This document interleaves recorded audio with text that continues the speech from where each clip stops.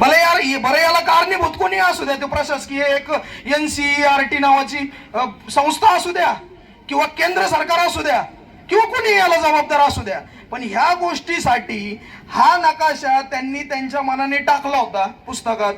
तो काढण्यासाठी ज्यांनी आंदोलनं केली त्यांच्या आंदोलनातली भाषणं बघा, त्या भाषणांबद्दल मराठ्यांबद्दल त्यांनी बोललेलं बघा, त्यानंतर यांचे जनरली स्टेटमेंट बघा, यांच्या राजे राजवाड्यांचे, की ज्यांना आपण राजे राजवाडे म्हणूच शकत नाही, जहागीरदार होते, 2-2, 4-4 गावाचे जहागीरदार, राजे थोडी आहेत.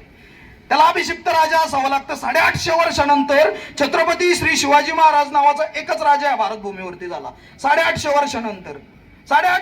वर्षानंतर अभिषिक्त राजा म्हणजे छत्रपती श्री शिवाजी महाराज. हे मधले काय राजा होते का तेव्हा? हे 4-4, 2-2 गावाच्या जहागिऱ्या यांच्या पोट भरण्यासाठी राज्य केलेले, स्वतःचे राजवाडे वाचवण्यासाठी बाया वापड्या दिल्या यांनी. लढाईची हिंमत नव्हती. मराठ्यांच्या जीवावरती जे काही निर्माण केलं ते केलं आणि आज त्याच मराठ्यांना नावं ठेवायची. हिंदुत्वाच्या नावाखाली आम्ही बऱ्याच वेळा भरपूर काही सहन केलं, भरपूर वेळेस. जाऊ द्या, कशाला जातीत वाद घालायचे, आपण सगळे एक आहे, हा हिंदुस्थान आपला आहे, आपल्याला पुढे हिंदू राष्ट्राची निर्मिती करायची अशी आमची संकल्पना होती. पण काय झालं, ते जरा पाणी डोक्याच्या वरती जायला लागलं. मग ते गुदमरून मारण्यापेक्षा यांना उत्तर दिलेलं जास्त बरं आहे. आणि ते उत्तर द्यायचं म्हणून ह्या अशा प्रकारे आम्हाला बोलायला लागतंय.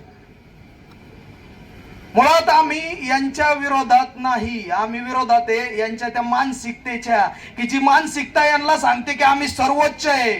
पण सर्वोच्च कोण असतो माहितीये का?